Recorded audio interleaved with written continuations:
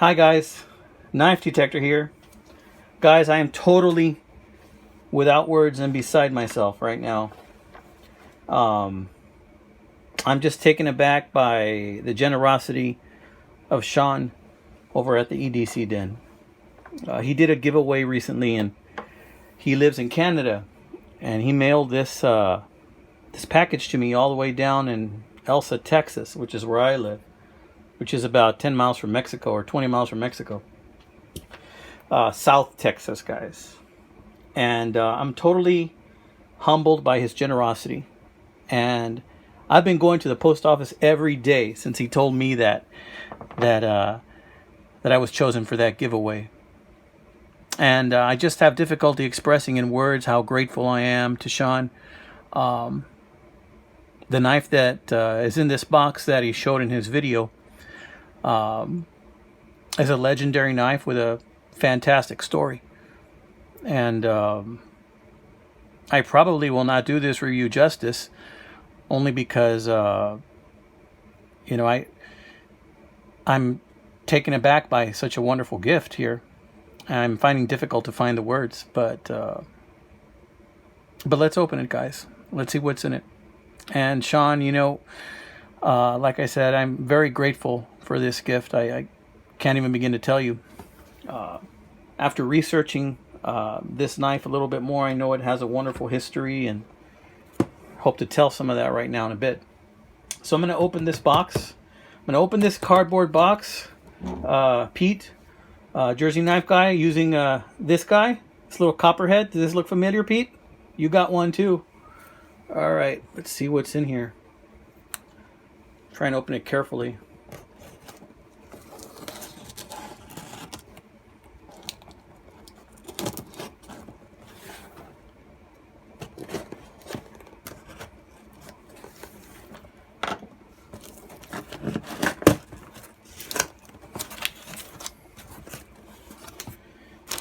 By the way, this is very durable packaging. Made it okay, all the way from Canada.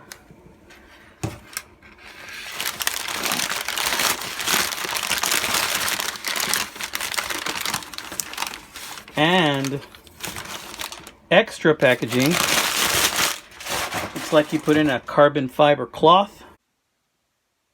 I meant to say microfiber. Sorry. Which I will also use. Thank you, Sean. Very nice.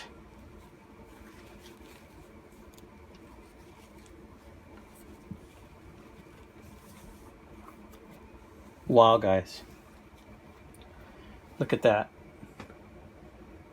Check that out, guys. Wow, that's just a beautiful sheath. Look at that stitching. After going to the Groman website, there it says Groman right there. It says that the sheaths are hand stitched, and I believe it. Look at those beautiful stitches, though. I mean, as someone who dabbles a little bit in working with leather, I can tell you that those stitches are flawless. Look at that. The work that went into just the sheath is very apparent. I'm going to enjoy carrying this, Sean. I'll tell you right now. I'm going to enjoy carrying this very much. Thank you. Can't thank you enough. Let's open it. Wow. Oh, look at that beautiful micarta. Look at the texture in that micarta. Really nice. Wow, look at that shine. Just a gorgeous knife.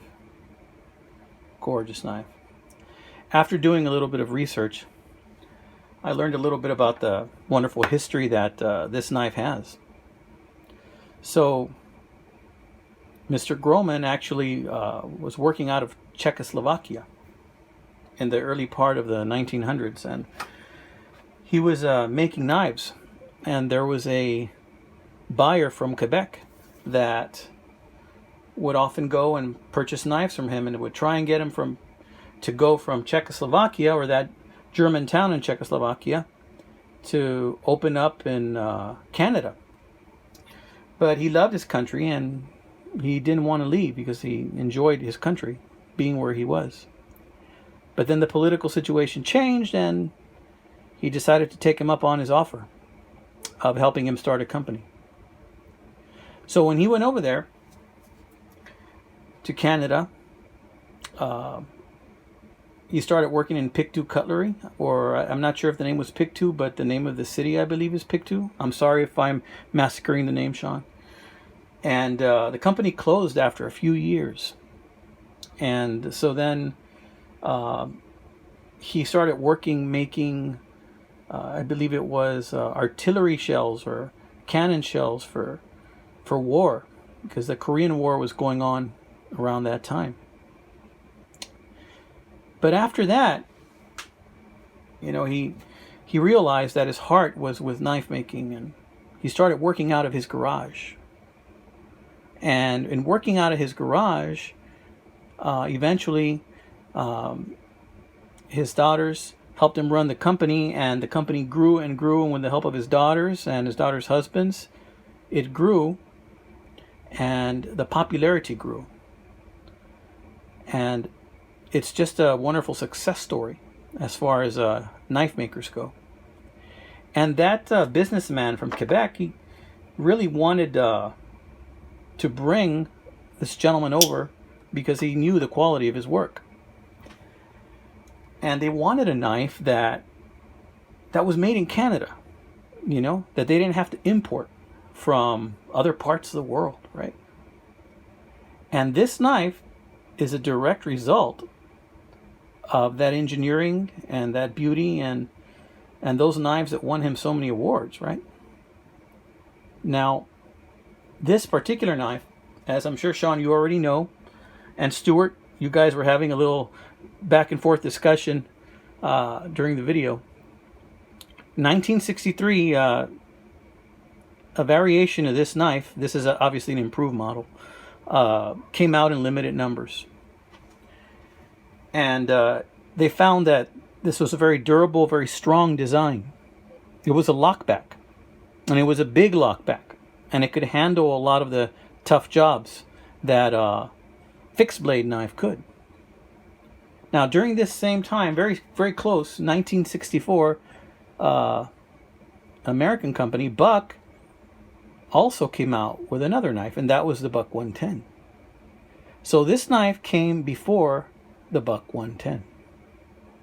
And this is very much the Canadian version of the Buck 110. And it's very surprising to me and interesting how our neighbor, my neighbor, or the neighbor of the United States, Canada, you know, and Canada's neighbor, the United States, were both really discovering the popularity of the lockback design around the same time. You know, they discovered that it's good to have a hunting knife that could handle serious work, but that it was also in a compact form that could be folded, which is really good. So let's take a closer look. Comes with this little lanyard too. This I find very appealing right here. Look at that beautiful bumper.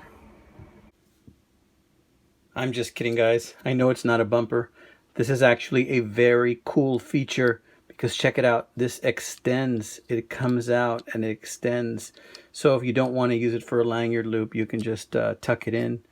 And if you want to have this knife hanging in your pocket, then boom, you got it right there.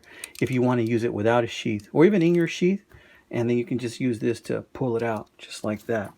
This is actually a really cool feature. I haven't seen that in a knife before, or it's a lanyard loop that comes out and it doesn't bother the sheath at all. You can have it in there just like that. This is just a little paracord thing that I made a long time ago. But yeah, that's so cool, guys. So if you're wearing your sheath, you just pull it out just like that, and then you're ready for a deployment. Just pull it out a little bit, give it a flick, and boom, you're ready to go. What do you say? And also look at the centering.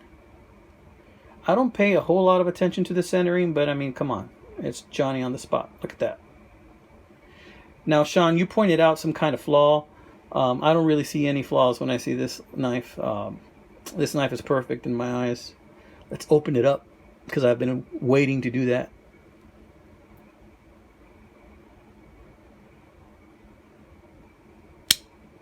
Very nice.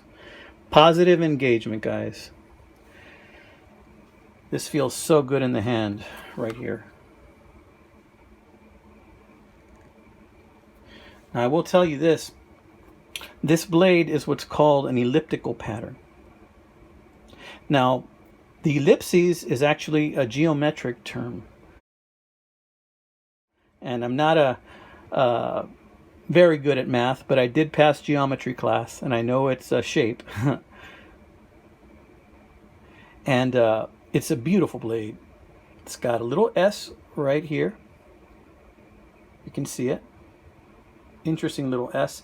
I know that in other models, an S with a circle usually means that it was stainless carbon steel.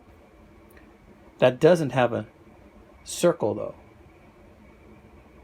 So I'm thinking that it's what Sean said, that it means it's a factory second.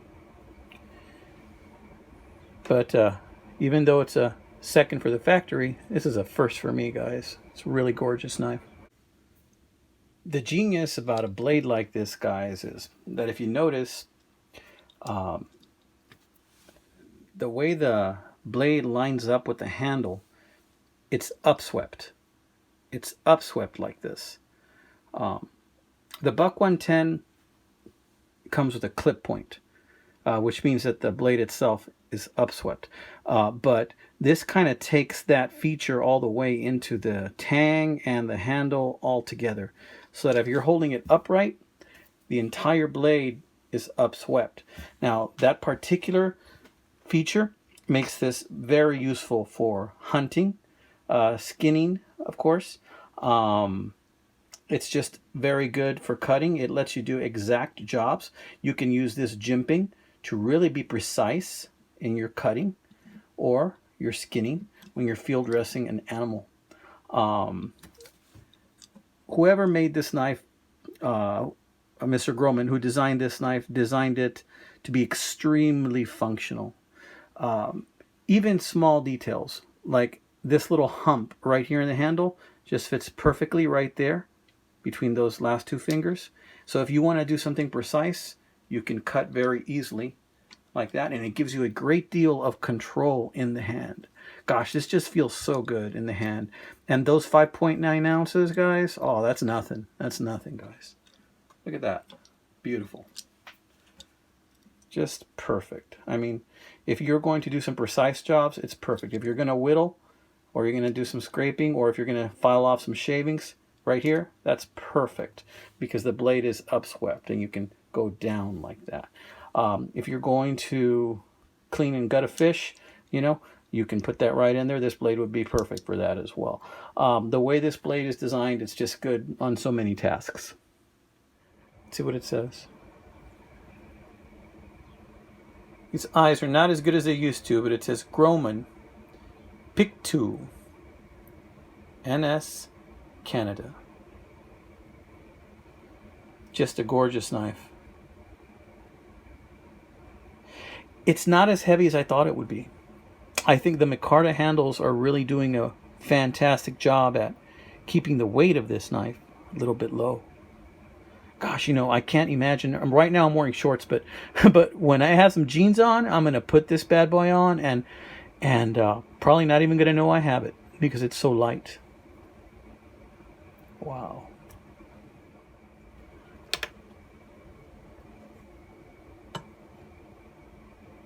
.9 ounces, guys. 5.9 ounces. Let's see if that cloth makes a difference. Maybe that's doing something to it. Let's get it on a firm surface. Oh, battery's running low. 5.9 ounces. This is about 1.5 ounces lighter than a Buck 110. A Buck 110 weighs about 7.2 ounces. I found that the older Buck 110s made in the 70s and 80s usually weigh a little bit more, probably about between 7.2 and 7.5. This knife is about 5 inches long. I believe I might be mistaken, but I believe it uses stainless carbon steel, is what I heard it called. Just a beautiful blade. Sean, I can't thank you enough. I will be using this bad boy. I'm going to use this for all kinds of things. Of course, food prep. When I'm outside working in the yard. When I'm just out traveling in general. Out about in the town, I'm going to be sporting this. And I'll bet you somebody's going to recognize this and inquire about it. We get a lot of gentlemen and ladies that are called winter Texans and come stay our part of the world over here in the winter.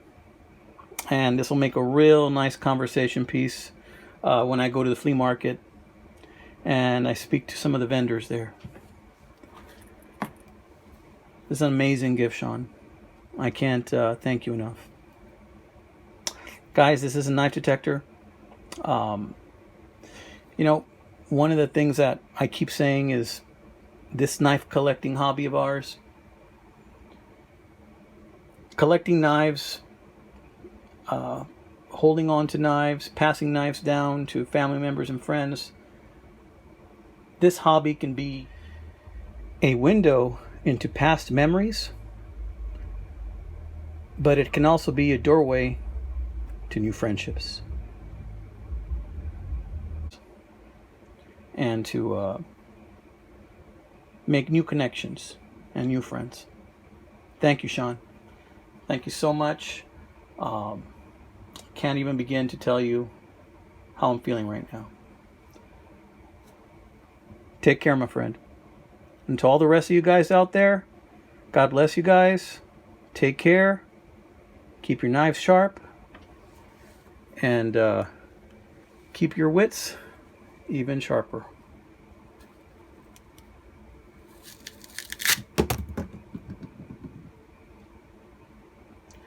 Yep, still got all my fingers, FYI.